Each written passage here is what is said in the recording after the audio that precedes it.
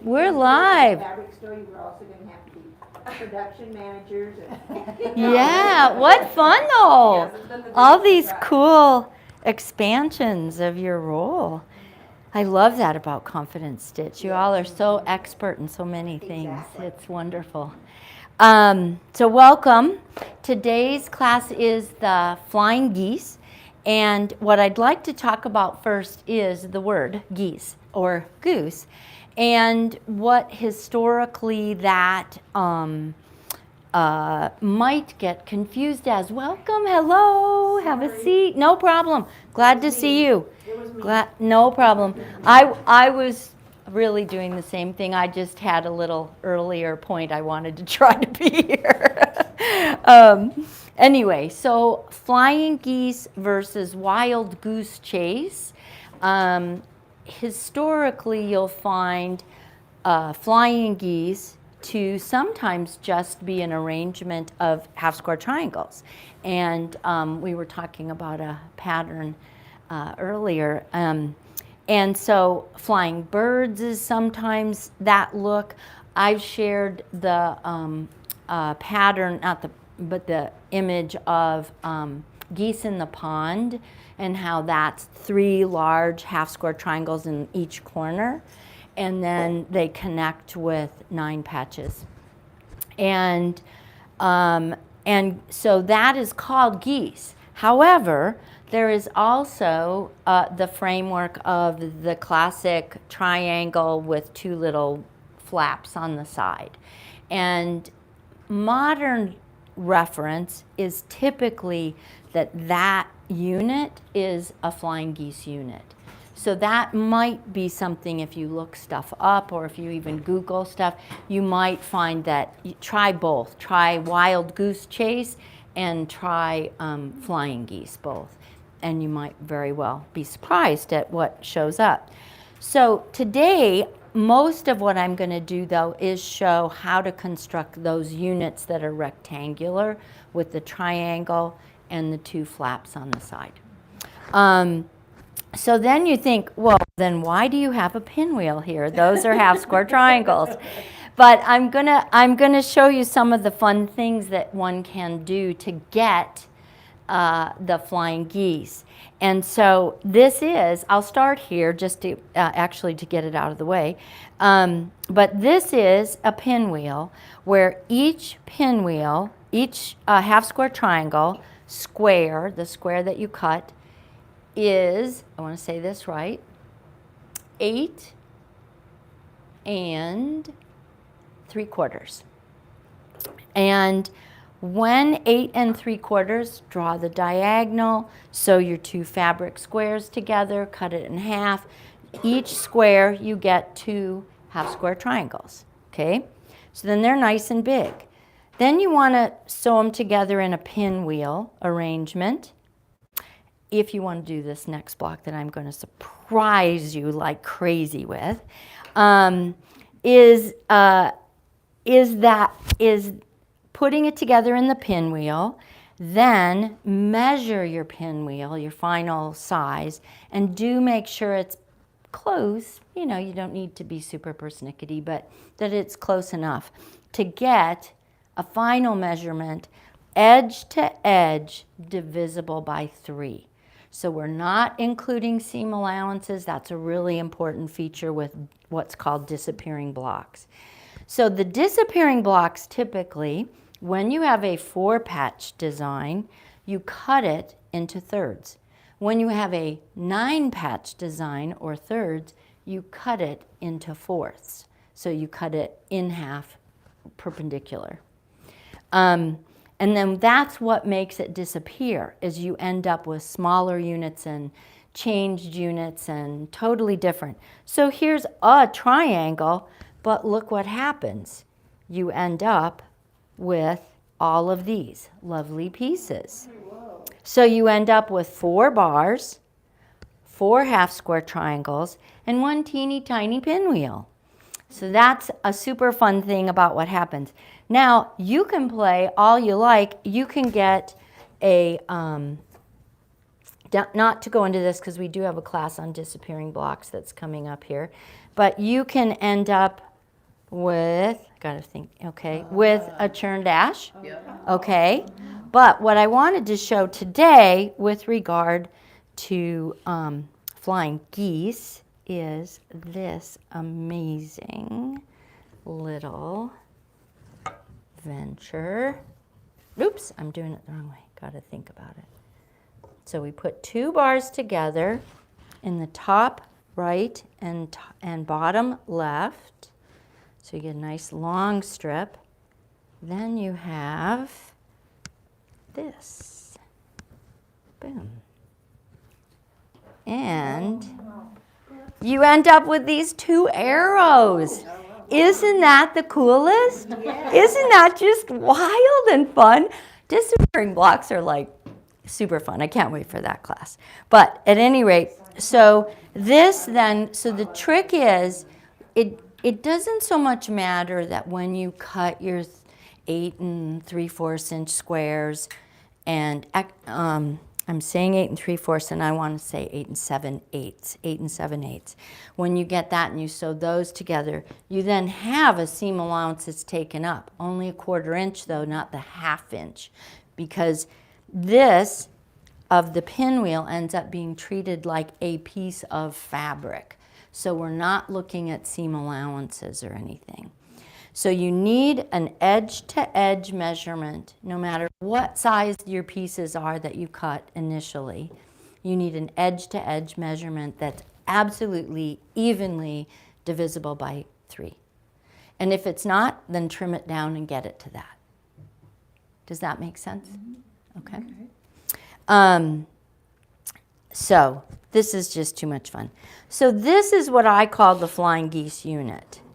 And that's, it's usually, I would say, never always, but it's usually 1/2 as high as it is wide, or twice as wide as it is high.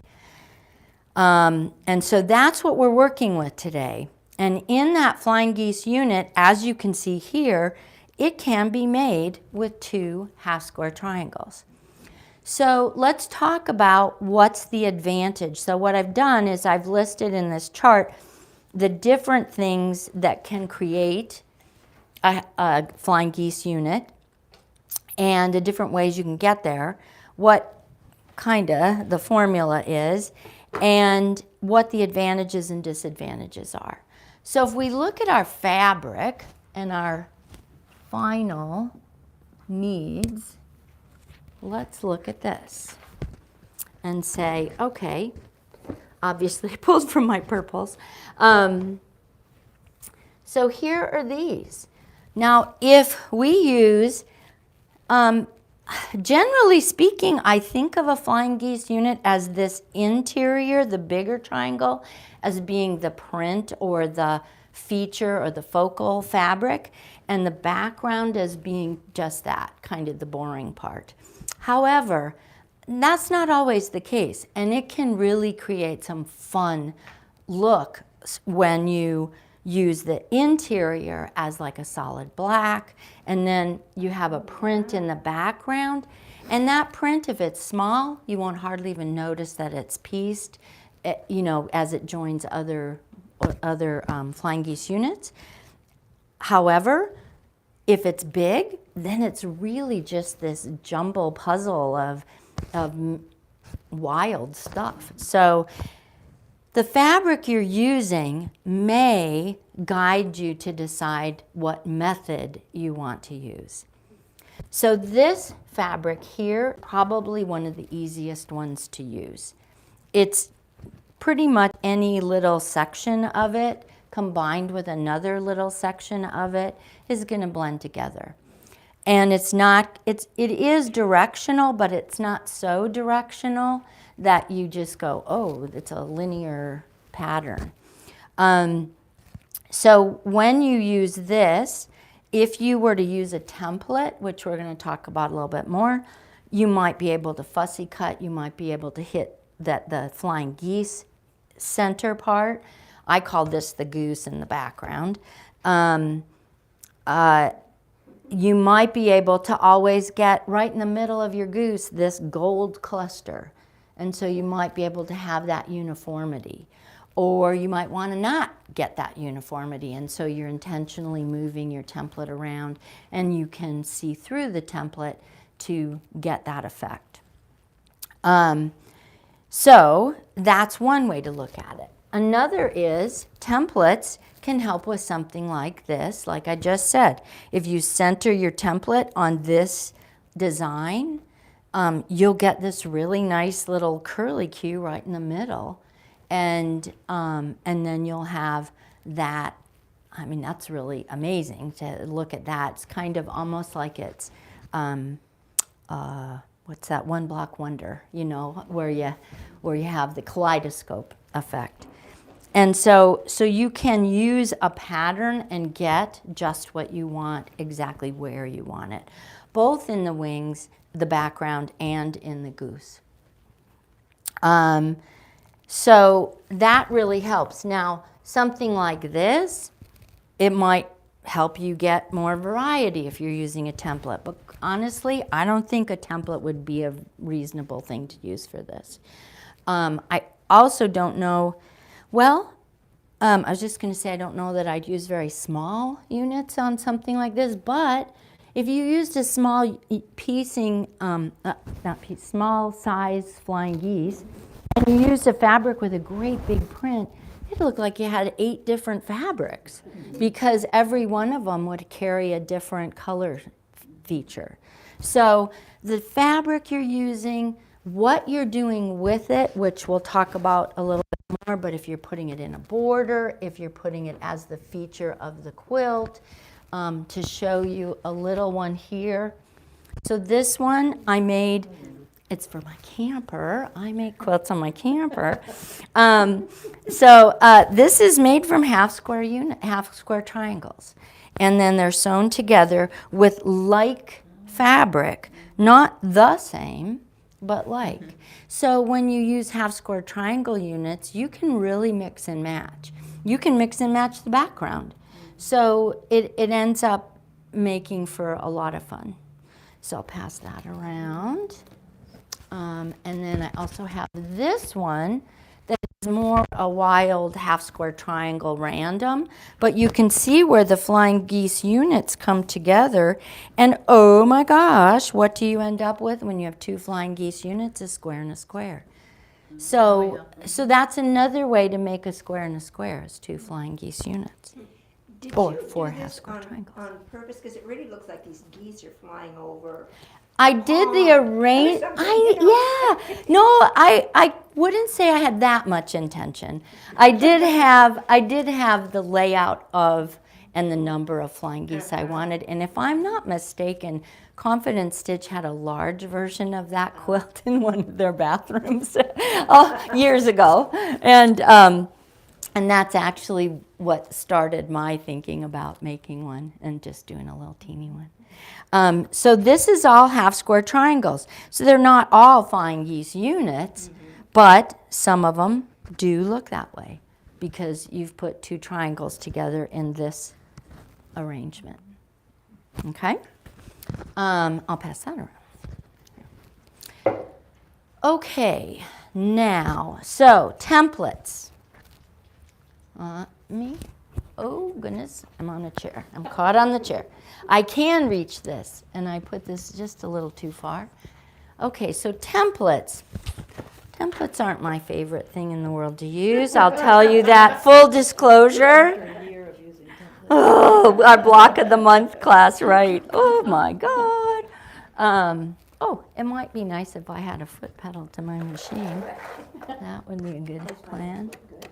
Yeah, that might be a good idea. Okay, there we go. Hey, Suzanne, Yeah. do you have any more of the handouts? Yeah, you can take this one. Are you sure you don't need that? Nope, I'm good. I'll just ask you guys to guide me through. So templates, here's the thing with templates. They're already made or you make your own. And when you make your own, as you will see here, one, it's very time consuming because you have to, on graph paper, at least this is the way I do it, there's probably a better method, but the way I do it is draw it out on graph paper And I'm noticing something here. So this is plastic that comes from spinach containers. Costco spinach lids are flat. They cut nicely. You can mark them with permanent marker. It is a good idea. I didn't do that on these, I realized. To take like a red thicker marker and just run it along the edge, and it'll just give you a, this is almost, well, it's dang near invisible when you look at it. It's like, what am I cutting? Templates you can do one of two ways. You can either lay your template down and draw around it. If your fabric is pretty visible, the print is visible on the back, but it's lighter, that's kind of a nice thing, and because this is reversible. Now, if you're using a template that is not reversible, there's a right and a left, you gotta keep that in mind. That's another class. So if I wanted this flower, hang on here. Oh, I already have it. If I wanted a certain flower to be right smack in the middle, so if I wanted this flower, I can set my template down so that that's right in the middle. And then I've got that. Now, I can set this down, and on the back, I can draw around the outside and then cut with scissors or rotary. In this case, what I do is I always talk about with rotary cutting, you want to be straight down. You don't want to do this angle thing because your eye is going to get a slightly different line-up. But with a super flat template like this, if it's really tricky to see, you can kind of get the light to shine on it, and with the flashiness of the light, you can see the edge and cut. It's not easy though. I'm not going to tell you this piece of cake. But look what you can do. So this is a 5-petal flower. If I set it here, I'm going to cut something off. But if I set it so that the highest petal goes up to the point and these come down, holy mackerel, fits perfectly. So the fun thing about a template is you can put it anywhere you want on your fabric. You can make it work. If you want to do something replicated, you take your magic marker, your indelible one, because anything else will just blur and rub off as soon as you can't see where I cut. Can't see the template, use the big template. You set that down, and I wanted that flower to be kind of, sort of in the middle. So zip, zip, zip all the way around, and voila, I've got it. Okay. These green ones, because they are reversible and because this fabric is not right side, wrong side, it's both sides fine, you could cut them too thick, and they're, you're cutting two at once, that's fine.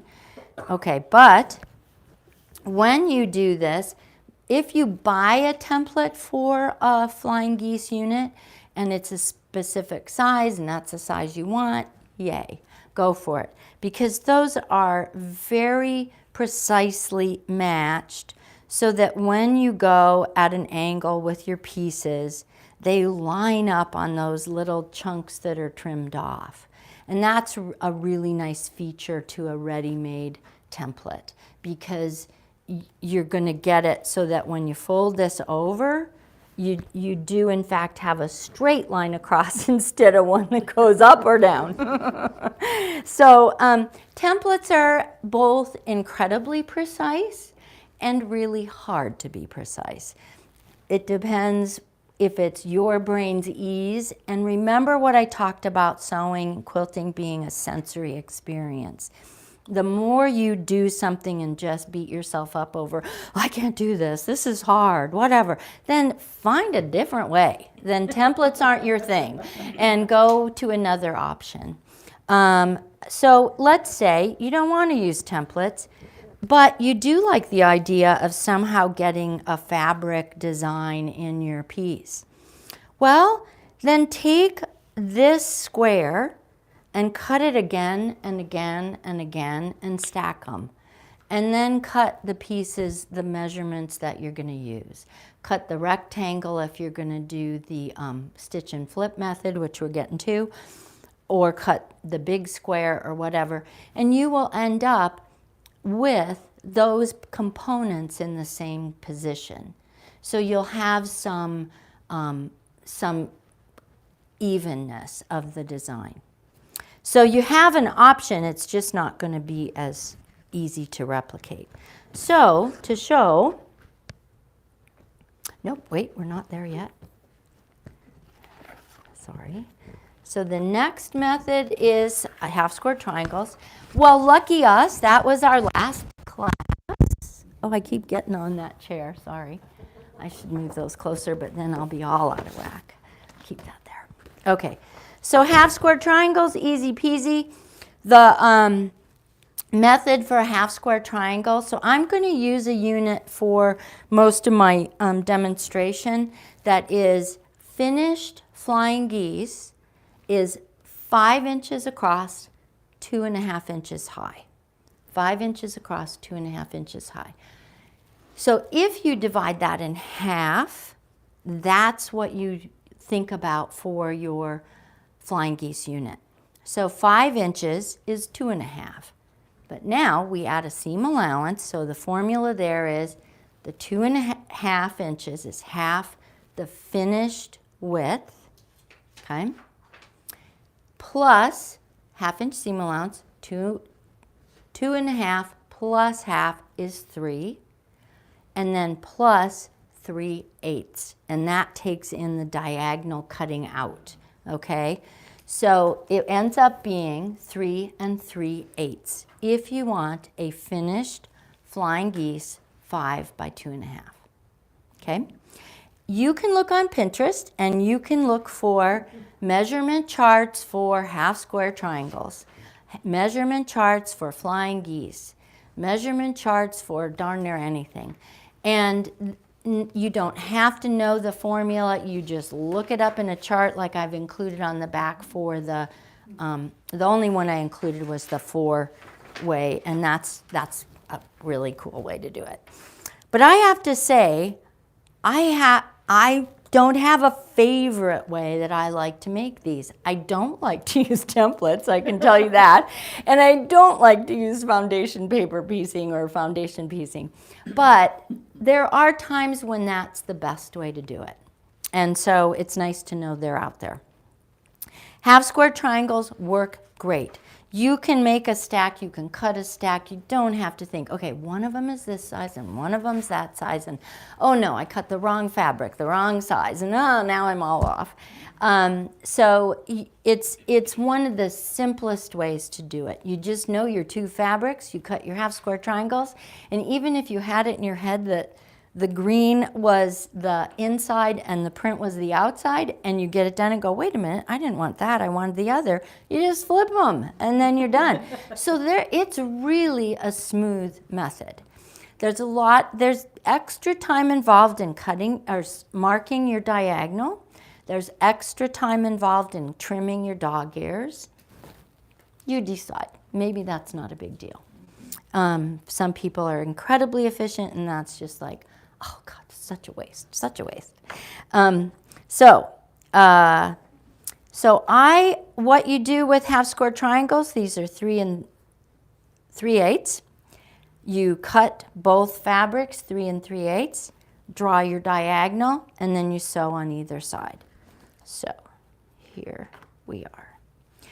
Now, and then I have a fun thing to share with you. So you can chain sew 200 of them. I wouldn't advise that, they get tangled up. But, and that's a real pain.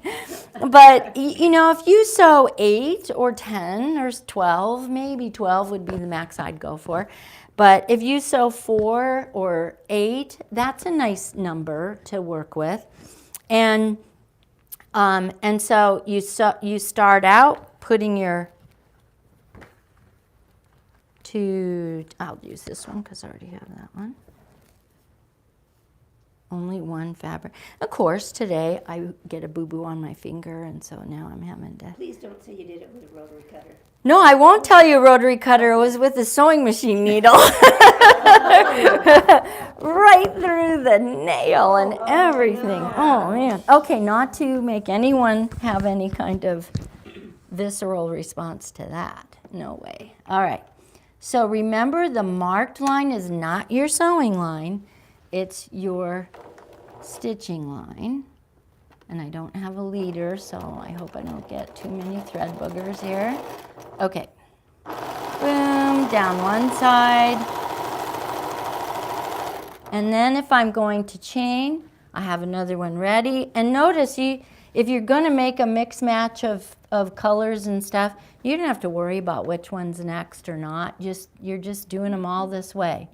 So then you just line this up with the line being the edge of at the edge of my quilting foot, or this is a tricky part, is that if you're using a mark on your machine, well, guess what? You just covered up. So it's nice to use a quilting foot. If you don't have a quilting foot, it's not as easy to do this.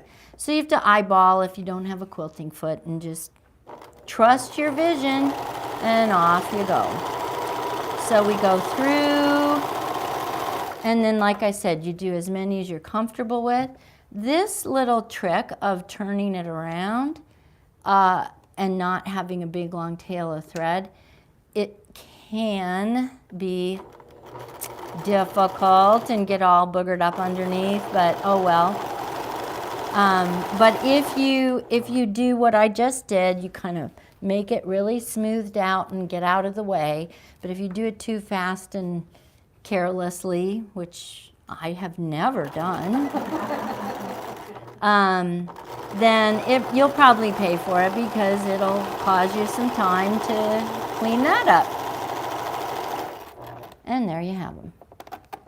Okay, so then you set them down, cut in half, and voila. Each square gives you a half square triangle.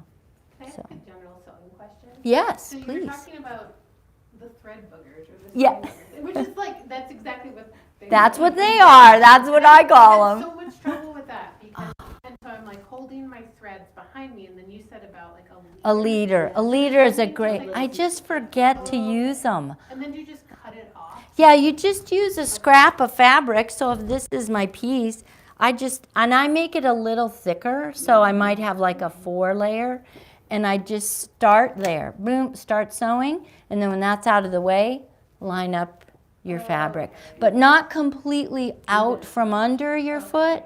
Just, I'll do one. I have a little piece of something I can Oh probably man, throw it's in so infuriating. Oh, it is. And some machines are more mechanically aligned and tuned and timed, that they have a reputation for having hardly ever, and other machines have a terrible reputation for it. And Depends on the fabric too. it and does. the thread, I It find. does, and the thread and a sharp needle. You do want to, whenever you're having repeated issues, thread breaking, getting all jumbled up underneath, whatever, number one thing to do is change your needle. How often do you change your needle when you're making Well, the manufacturer's recommendation is 8 hours of sewing. That's all. Yeah. No, I mean, I probably do times infinity, but Buzz Lightyear's my best friend, you know? Yeah. Okay. I think I'm gonna go home if I'm and going change my perpendicular. Yeah. And that's that rule But that if I'm on these a diagonal. manufacturers. Yes, yeah. I mean, it's like your mammograms and anything else, you know. It's a good idea. There's nothing wrong with it, for sure. Best plans. But, yeah.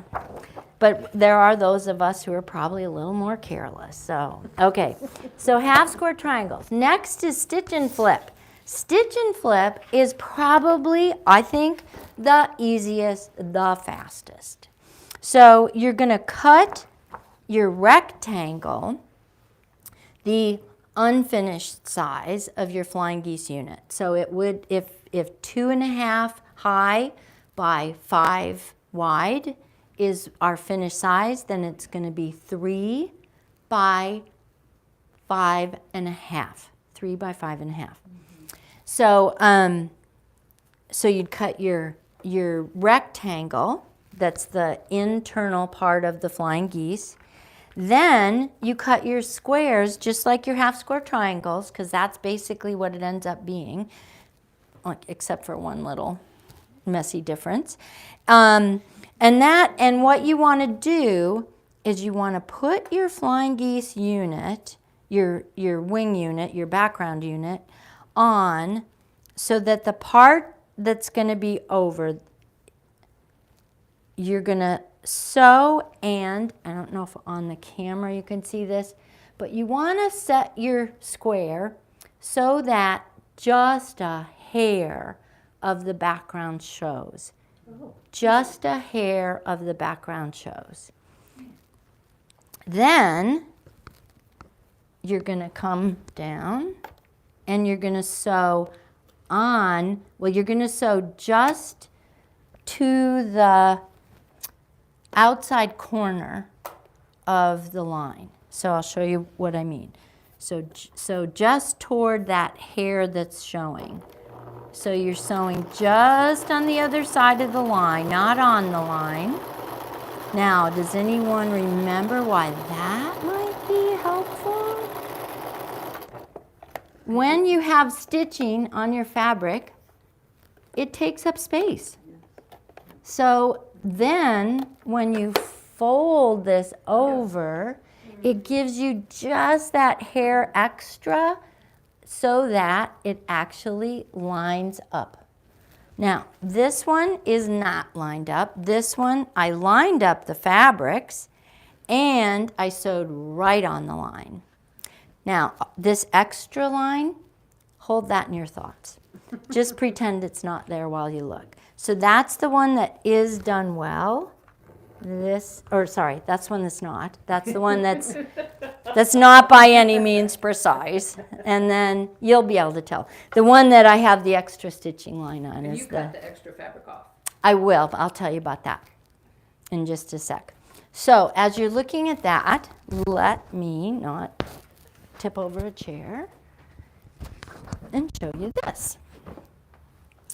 So just like I was talking about with the name, geese in the pond, flying goose, flying geese, goose chase, whatever. I call this goose on a rail, and what it is 3 flying geese units in a block with, let me hold it up here. So 3 flying geese units that are made not as half square triangles. They actually made stitch and flip, this method.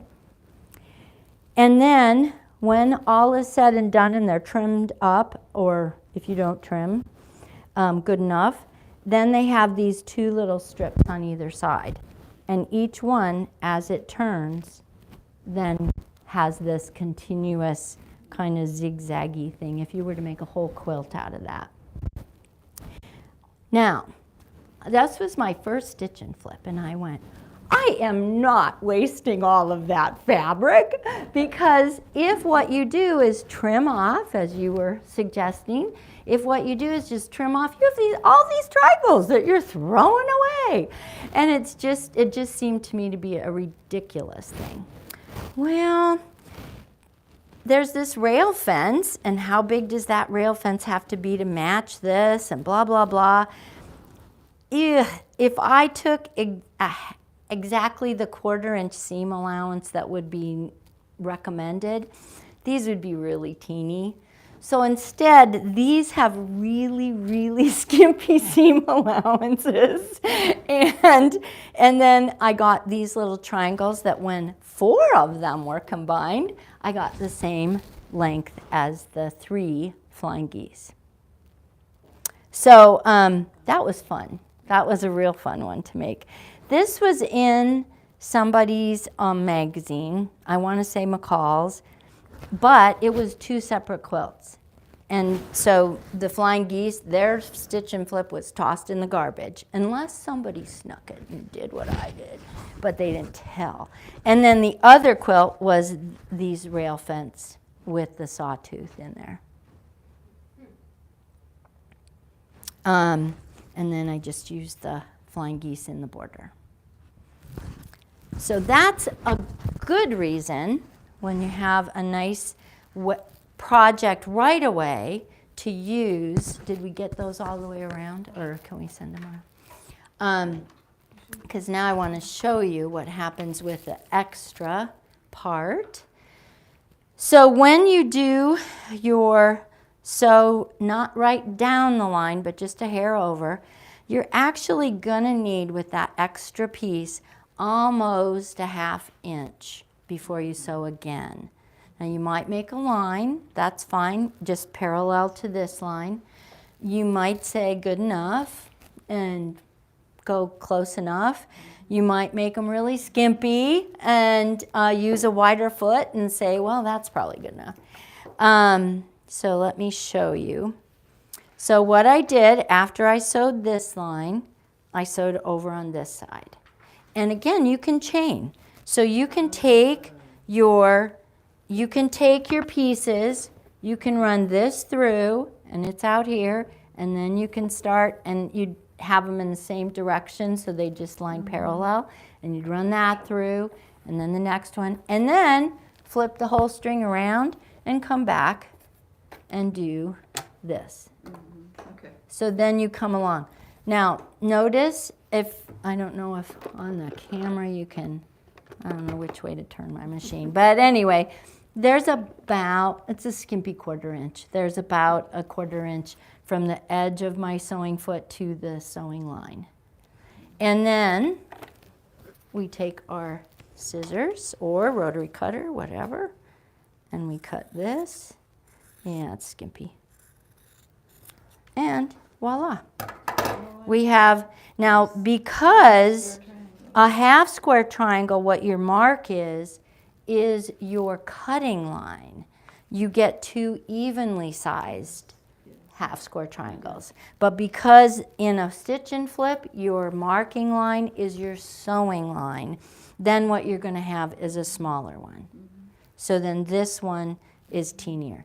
I have grocery bags of these at home, and someday they'll be a quilt. Actually, that's what this became, was part of my bag. Now notice there's only 20, I think, or 25 of these, so they're gone, but the bag is still there. You also need to trim your dog ears on the piece that you cut off. This you do not, because it's already in alignment with the rectangle. Okay, now the trick on the second one. Let's do this one because it's a little better. So what I was saying about getting it just so that you have this little extra when it folds over, same thing here. You come here, you have just a little extra so it moves it down. And then You're doing a little extra on both sides or just the top? The long both side? sides. Both sides. Yeah. And then you come inside that line just a hair. Again, you can do chain sewing, so you can have done this on a bunch of them. Oh, sorry, I forgot to trim. You don't have to trim, by the way. Some people really like leaving that piece on because it stabilizes in the square, in the rectangular right angle position.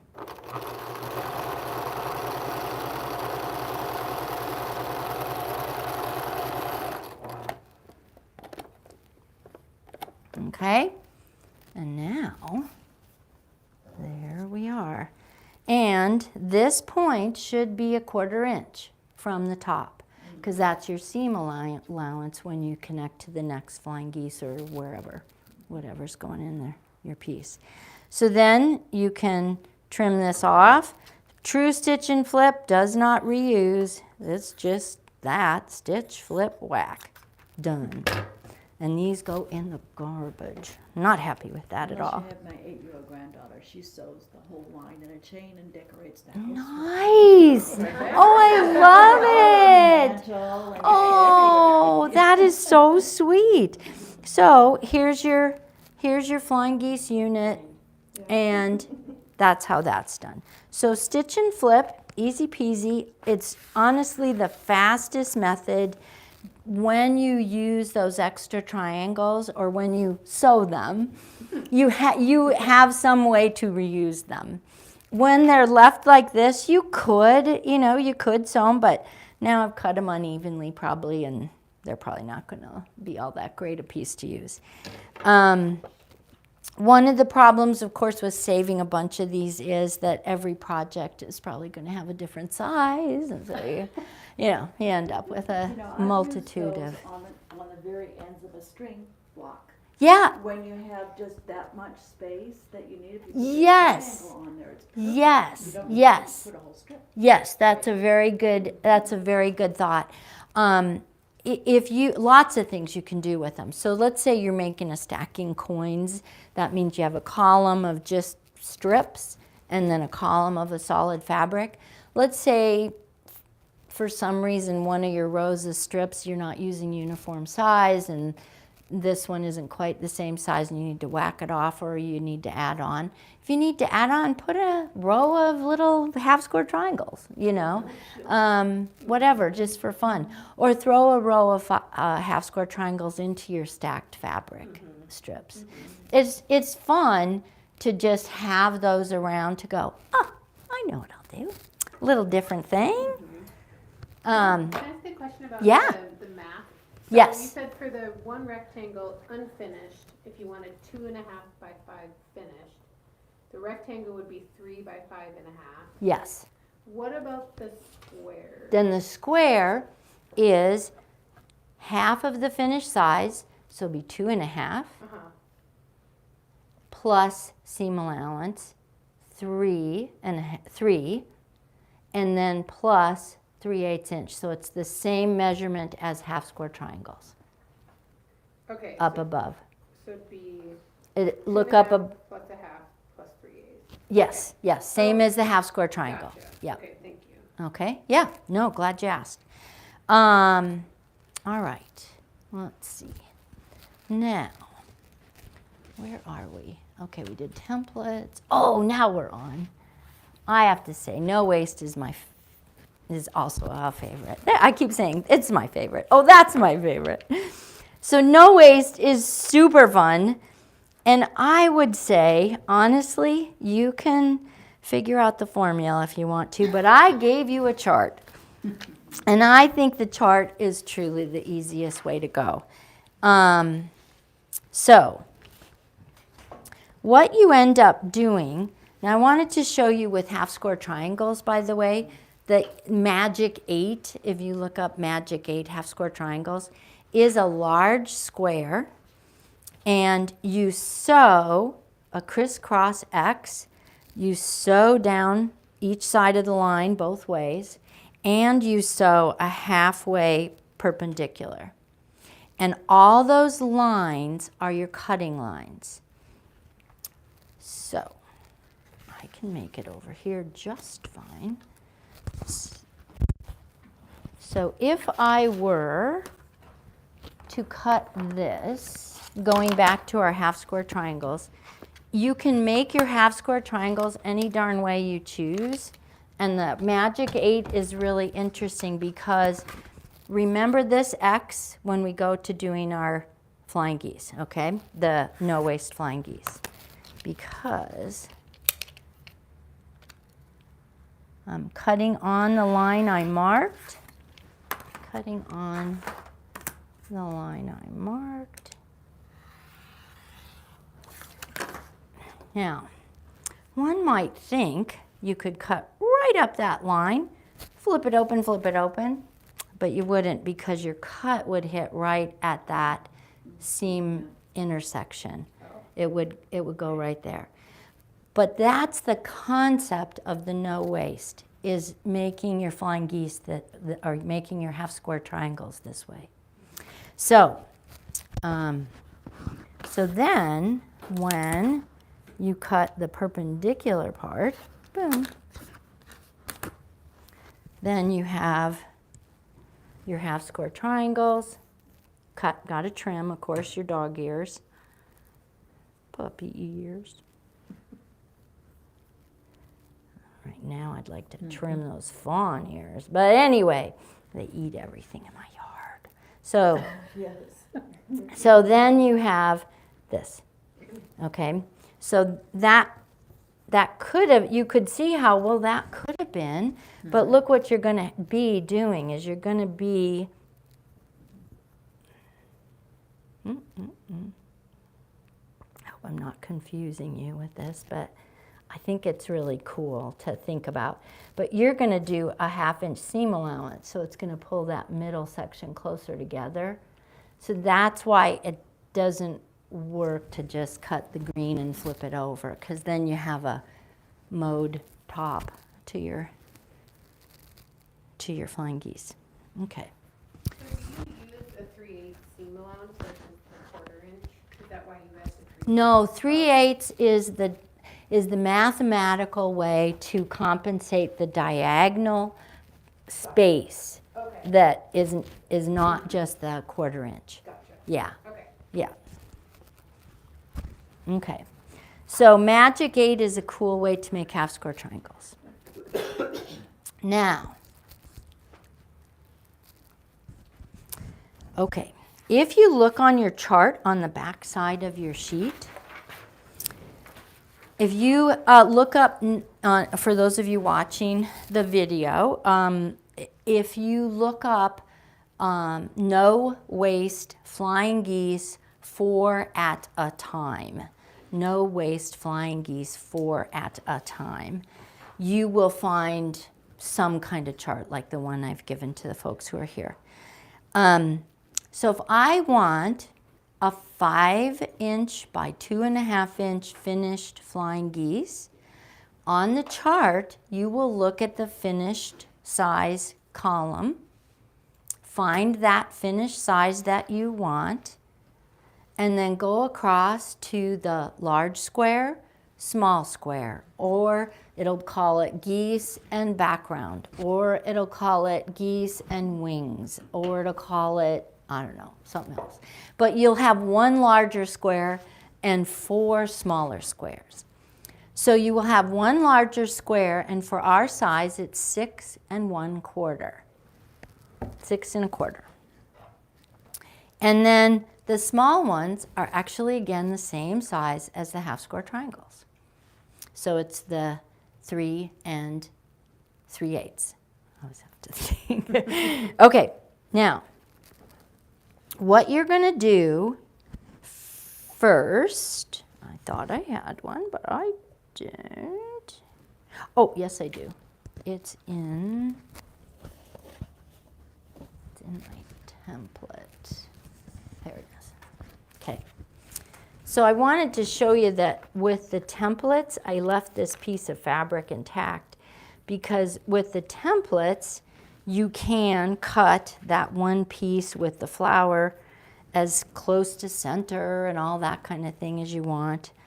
But if I just cut a square, I just cut it out of the pattern, then I'm going to take 2 of my squares, I'm going to set them diagonally. Now, I do not set both of them on at once. I set the first one on, lining it up so that the 2 edges match. And I would sew one side so that the line I've drawn is where my quilting foot lands, and I sew along. Bzz, bzz, bzz, bzz. Then I get about this far, so I have about 1 inch left. And actually I did it the other way, but then I would set this one on, and I would line it up here, and I use my gentle touch, easy, just using your fingernails to just sort of lift and move it to the right spot. Do not pull and tug because we're working on a bias, and then you misshape everything. And on a flying geese, it ends up making it not fit right. So then, as I am sewing along, bzz, bzz, bzz, bzz, bzz, I go all the way to the end. My next big square and my 2 little ones, and do the same thing. And my next one. Again, 4 at a time, 8 at a time maybe is max. Then you flip it around, and then you come back the other way. These are already lined up. However, because you're sewing in the bias edge, it might move and wiggle. If you have a walking foot, that helps. If you don't, then you just want to always be gently pressing away and keeping it kind of flat and not bubbly as you can. And then you come off and you're done. So you have these 2 lined up. Then go to your cutting, and you cut on that diagonal line that you marked.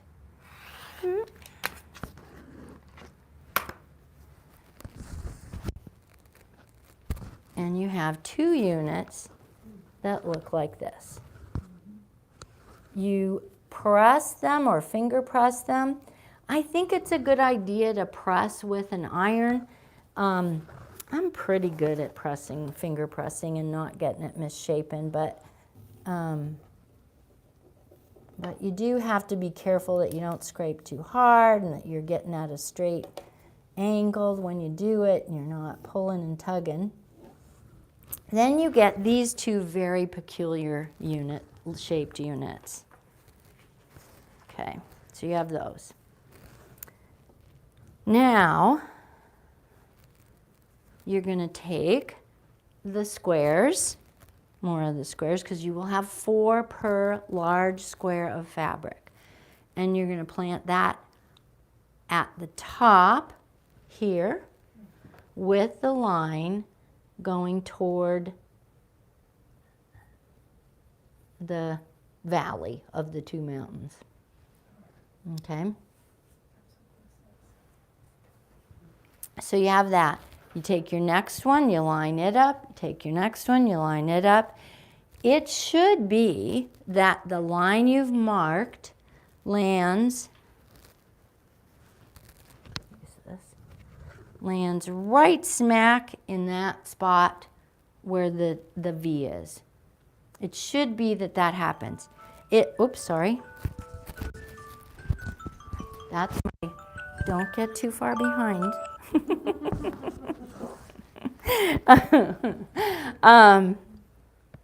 Okay, so the line you've drawn should get right on that V, and then your seam allowance should actually be where the 2 squares, this square and this square, intersect.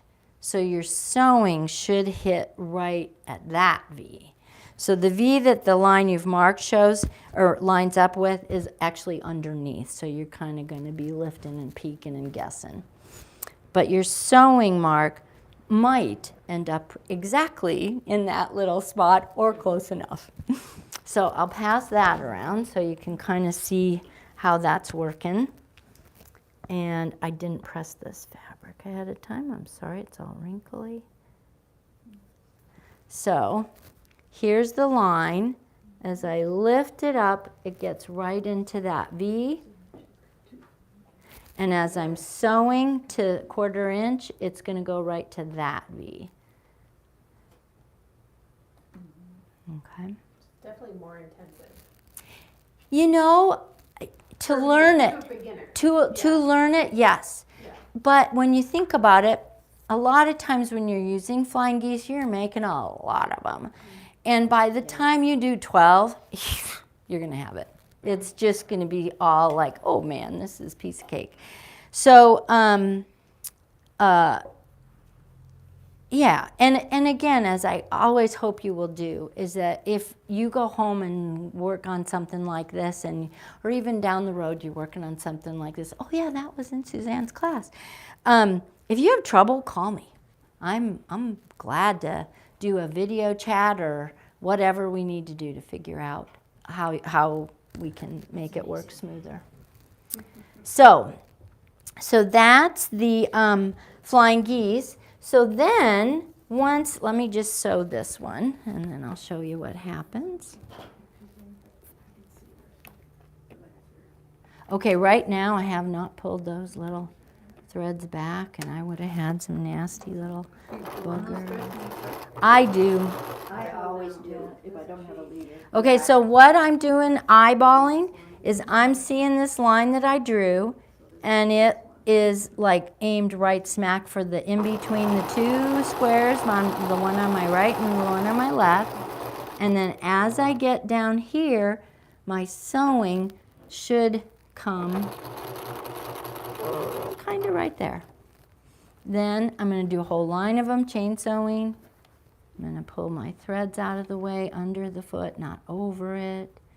Line up again right here, and oops, that's too far back. And off we go. And boom. And then I go back to my cutting. Oops, now I'm really, ooh, yoga moves, here we go. Yoga quilting.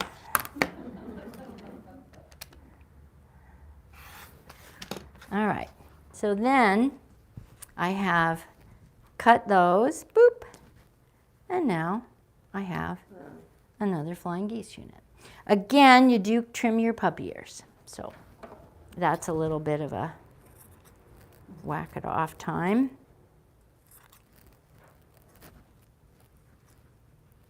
But I trim the little ears off when I'm watching TV, or, you know, I just put them, I put a Joann's bag or plastic bag in my lap and just trim them right over the bag so that I don't, unless I don't. But, and then my cats like playing in it. They have fun. But then I have this. So one might think, goodness gracious, Suzanne, why did you bring for demonstration this interesting green and all these bright colors? So I have a really fun thing to show you about flying geese. So flying geese make an amazing border. And I'm in the Peace Quilters, Missoula Peace Quilters, and we walked in the Pride Parade was just last week, yes. And we carried banners that we'd made that had colorful rainbow fabrics and all kinds of fun things. And some of us did peace cranes. So this is not our class, but it's just, oh my God, it was so much fun to make these. But then when I got it done, I'm like, I wanna make something with that. That was really fun, and it's so bright and cheery. So these flying geese are gonna go around it in either a wall hanging or a baby quilt or something. So did you make up each different? I did. Wow. I took photos. Now, there are some paper-pieced crane patterns on Pinterest online, and when you use those, you just cut your pattern, your shapes a little bit smaller, and then use a black background for the full shape of the crane, and lick and stick or fusible everything right there to the black. So you have this little space in between. Right. Usually paper piecing, though, makes things even smaller than that. So I kind of took some lines out and simplified them. And then a few of them, I actually took photos of paper cranes because we have a bunch of them at our house. And I took the photos and then I drew just where the light and dark kind of created that magic. So it was fun. It was very fun. Uh-huh. Yeah, I'll pass it around. You guys can take a peek. So that's why, Suzanne, why did she demonstrate with that weird green and those bright colors? Well, that's why. It looks like you put the colored fabric on top of black fabric. Yes. So you just, And I used two shades in every bird slightly bigger. so that it kind of gave a depth. And that was very fun. Okay, last method is foundation. Am I right? That's the last one. So foundation piecing for flying geese. Oh, is that your really favorite? Not my favorite. However, it works. So you can get a paper version of this. You can get a paper version of just one Flying Geese unit and sew straight onto that. Paper piecing is a whole nother topic for a class in the future. And foundation piecing, this is the same thing as paper piecing, except that it's on fabric instead of paper. So foundation piecing you can get, and a friend of mine gave me this, so honestly, I'm not sure. I imagine if you look online, you can get this. But if you start sewing everything to this, and then you make a quilt out of it, it is absolutely breathtaking. It's just beautiful. And the way you do it, if you look at this, there's a 1, 2, 3 rhythm. So 1, you start at the bottom because the arrow points that way. So you start here, 1, and you put a piece of fabric, and this is paper piecing. Some people are really, really good at cutting the shapes and having it not waste a lot, but it is my experience that that isn't the case. No. So this would be more likely the way I would do paper piecing, and I would get like this. I'd put this over the, well, actually I'd put it under the one, because you actually put your fabric on the other side, and you use this so you can see through it, and you have it, and you make sure it's covering everything in the shape that's number 1, and at least a 1/4 inch outside of it. Then you take your other fabric, and again, you're going to have a guess and by golly. And I'm just going to kind of go here. And I'm not going to take time to do it, but there's a way then that you trim this fabric underneath so that your 2 line has just a 1/4 inch showing over. And then you set this wrong side in that direction, and you sew on this line, and then when you come over, boom, it flips over. So I just want you to know that that's a method. I'm sure there are people out there who would say, oh my gosh, it's the best method when, but I don't know what that is. Flying Geese is just a simple enough unit. I love paper piecing. I absolutely love it. And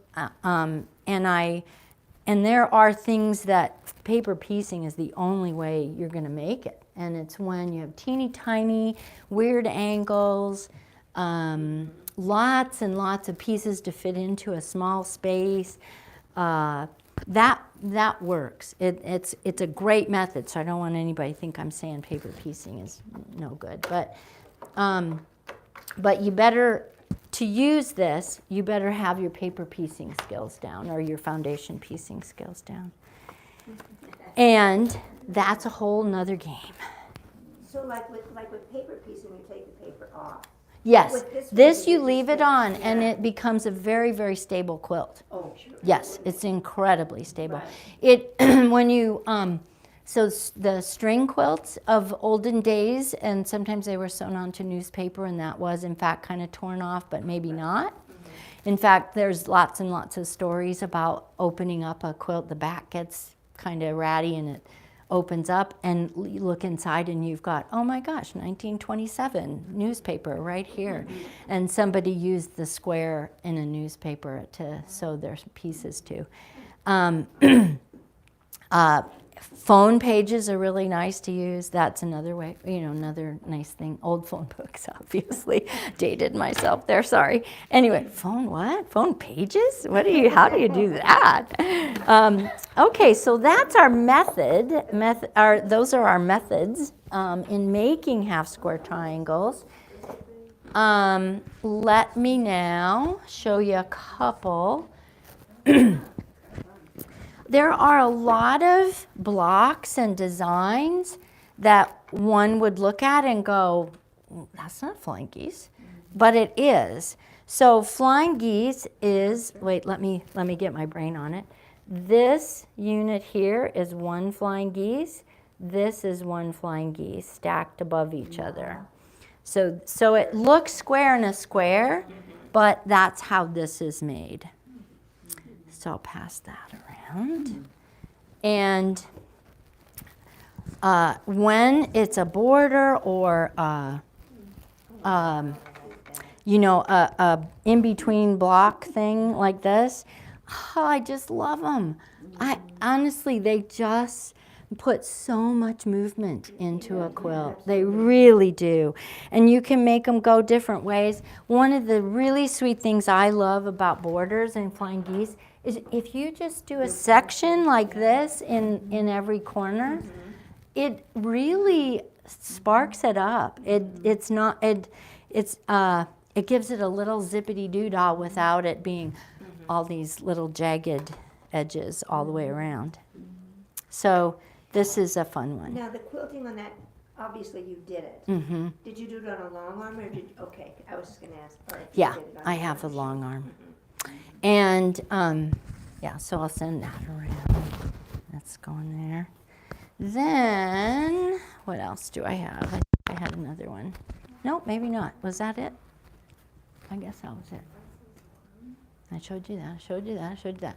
Okay, now let me show you a couple of things here. Historically, I love this picture. Wild Goose Chase border is right here. And historically, that's what this block was called. It was Wild Goose Chase, because they're lined up chasing each other, you know. Okay.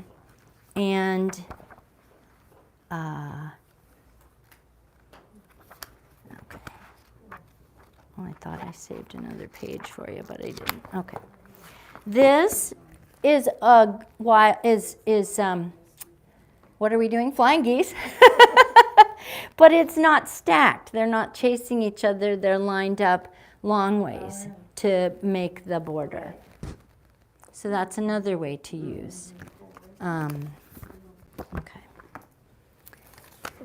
Jelly rolls, stitch and flip and jelly rolls make easy work of flying geese, because all you do is cut your jelly roll, which is usually 2.5 inches. And so you're going to end up with a 2-inch high. So that'll mean 4 plus seam allowance, 4.5-inch wide. So you'd cut your 4.5-inch wide rectangles and your 2.5-inch squares, and you're all ready to go to do stitch and flip. So jelly rolls make very short work of stitch and flip. And as you can see in a quilt like this, there's the flying geese are in between other blocks. Yeah, it's like the sashing. So that's a fun, pass that around. American Patchwork has a sew along right now that is, oh, I had an extra one. That is this sweet design. And if you, on Facebook, so if you're on Facebook and you just search American Patchwork Sew Along, Watercolors is the name of the quilt. It's in the June issue of American Patchwork of this year, 2023. And all of these pieces in the outside edges of this block, you can see on the pillow, it looks more flying geese-like. And so this is the block up here. And you can see how the flying geese get formed in the center and come out from it. Yeah, and then 4 patches adding. there are a lot of flying geese that can be changed, the size, graduating the size. This is a nice one. So you mix up the sizing. If you make your own pattern, you're going to have to think in math of, having the little ones fit to the big ones eventually. But you're gonna. But there's a lot of fun quilts you can do with flying geese. I love that one. Isn't that pretty? Yeah. I just love it. And, I'm wondering, and please excuse me, because No. if there's any way you could maybe not use the word math in this class. Yes, sure. Okay. I'll just use, those number things. I love this offset flying geese. That one actually is easiest to do with paper piecing because you do kind of, you work with some weird shapes. It's not the rectangles, and it's a bunch of different triangles. So, and then you don't have to figure out any numbers. It's wonderful. So the offset is nice. This one here in the cover is flying geese. Makes those pointy things. It's just that there's a light background to dark wings and a dark in the middle. Sorry, I said background. Light center with the outside corners are dark, and then the others the opposite. And so then you end up with this big arrowy thing. So that's fun.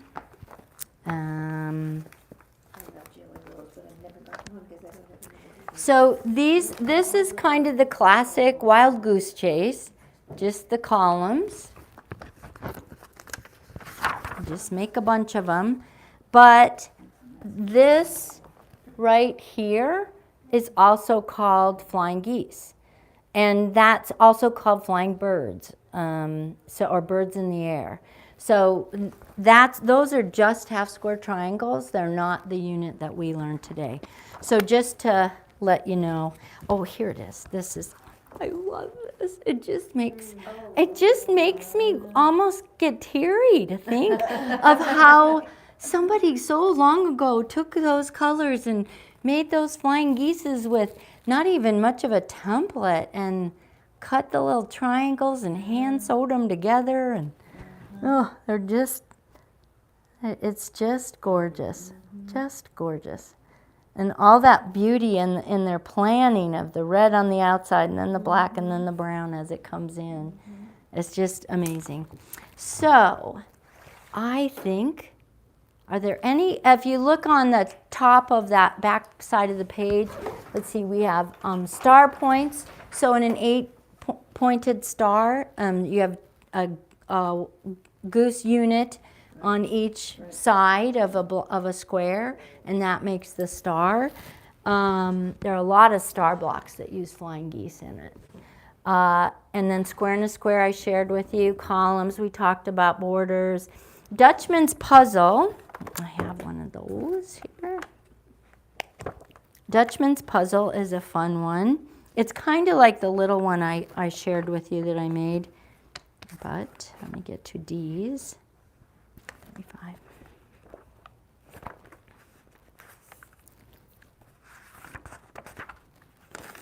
Here it is. Down here at the bottom. So it's 8 flying geese units, 2 going in each of 4 directions.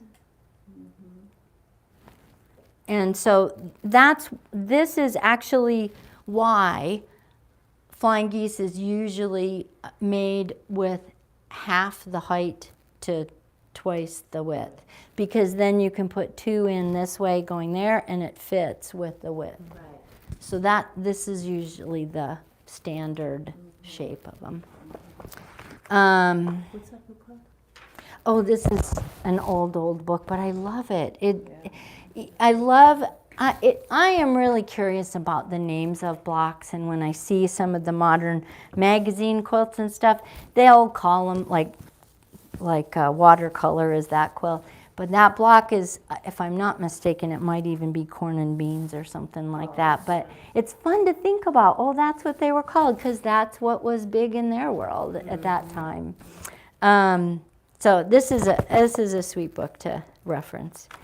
And I think, that's all, folks. Thank you. Any questions or ideas to share? Oh, you had a ruler to share. Oh, yeah. So Karen brought, Two different sizes. I'm trying to figure out how you cut them. I don't know. But if anyone out there in watching land has any information to share and put online with these. And Darren, I left the instructions at home. Oh, okay. So it's called come with Quilt in a Day. instructions, So yeah. good old Eleanor Burns.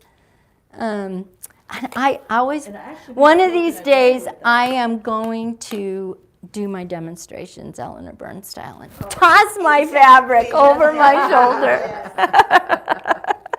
did, She was Sue one of did my quilt in a first day, which I did teachers. in a day with the surgery. Yes, with serging. Yeah. Oh, man. It goes a little faster. It does. It does. Serger's so fast. Yeah. I have a question about the foot that you're using. Yes. It looks like you have a walking foot on there. This particular machine, this model, it's a FAF, and it has a built-in walking foot.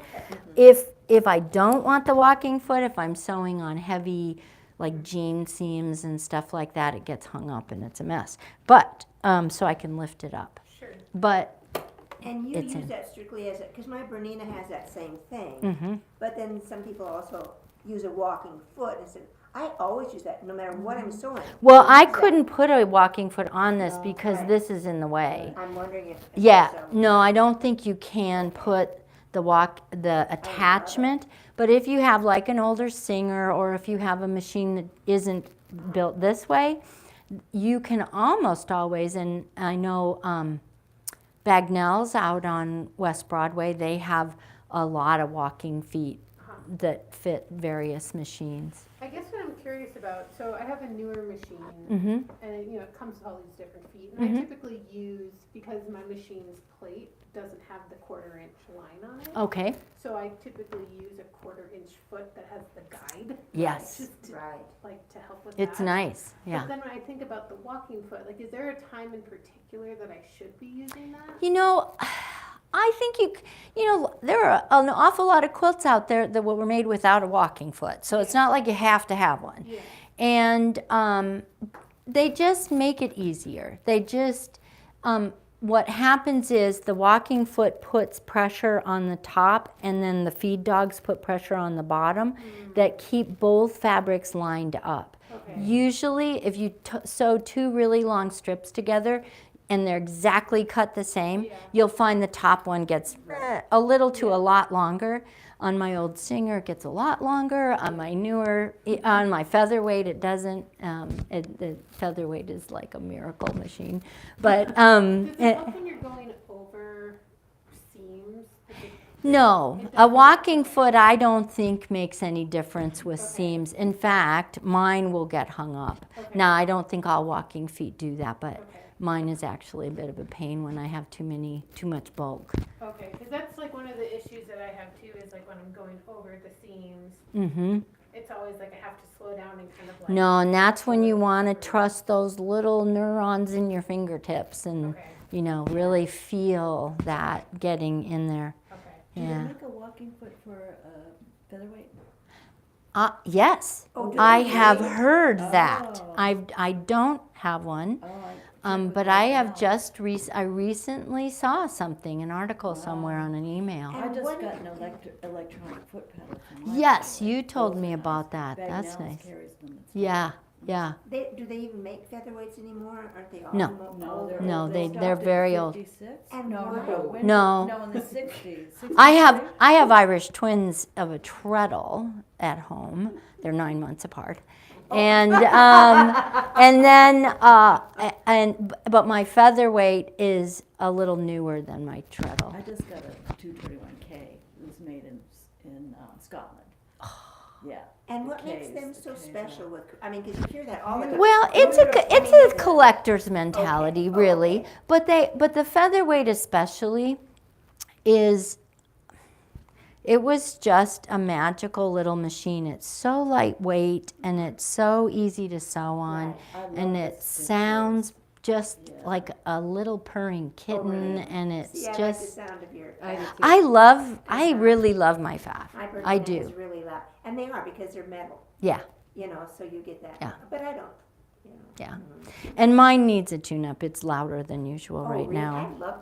It's like spinning. I love Yeah. a talking wheel. Some Yeah, people don't like yeah. They want it to be quiet. Yeah, I love the sound of that. Yeah, Mhm. yeah. So our machines are important. I don't know if we got jump I track think there. What made me start thinking about it was, I have a project right now, it's that Misty Mountains quilt, they have that pattern here. And then you're Oh, sewing on the bias a lot. yes, And I remember just hearing you say, like, use a walking foot when you're helps. sewing on the bias. It does. Okay. It does. I use that for everything. I Okay. do a lot of garment sewing too. Mhm. I I hardly ever even think Yeah. to take it off unless it gets stuck on a bulk.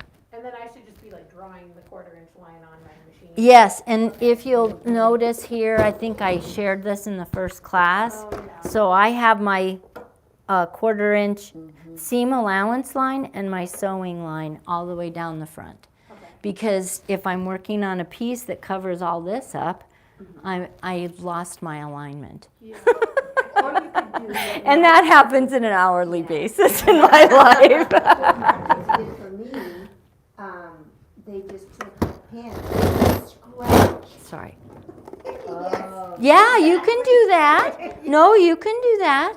Yeah, if you take, there are a lot of ways. This is your machine. And the one thing about scratching is that if you do sew on garments and you're using a knit or something like that, it could It was catch not my and, idea. yeah, yeah. So that would be the bad about that. But on most cottons, I don't think you're going to have any No. trouble with And that. some people will say like you layer masking tape so it's a little Yes, higher. yes, You know. yep, I tried I've, a magnet, but it, like depending on the pressure, it just would like slowly. Exactly. yeah, yeah. Yeah. Yeah, and these do, even though they're permanent markers, I sew a lot. I mean, I hardly have a day that I don't sew. And so it wears off, and I have to replace the lines every once in a while. But that's a good idea because sometimes I've noticed that I'll sew things and your stitching line on your plate will actually get covered up. Mm-hmm. So I hadn't even thought about putting it on. Yeah, space down the like that. front, Yeah. down the front. You have to, when you make that rock down, you gotta Right. kind of be careful, but it's kind of tricky to get it off. But it's a guide when you're looking that far down the road. Right. So yeah. Yes. So fly away, little goslings. Have fun. Have fun. We have ducklings. There are also some really cool blocks that reference ducklings and ducks, and so yeah, they're fun. Uh-huh.